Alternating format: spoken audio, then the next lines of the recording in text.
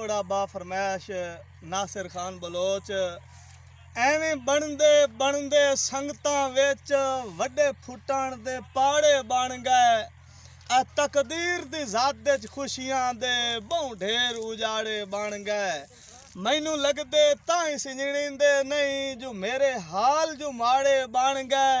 आ जेड़े हाँ इसरार ठरेंदे हान उवे हाँ दे साड़े बन गए। क्या बात है। इंदे लाहिर बुत च विन गरजों मैं अपने साह गत छोड़े। कुछ रलिक पिया तां वाह किस्मत उसे सिर तो राह गत छोड़े। सप्पां वांगू फितरत आलियां दे गल जान के फाह गत छोड़े।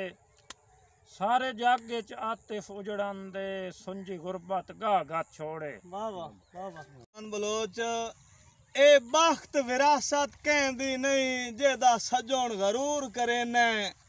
ए दौलत दी फेट तू बेदर्दा वदा सानू दूर करे ने। साडा नाज़िक दिल लई काच वांगू कहंदे आखे चूर करे ने।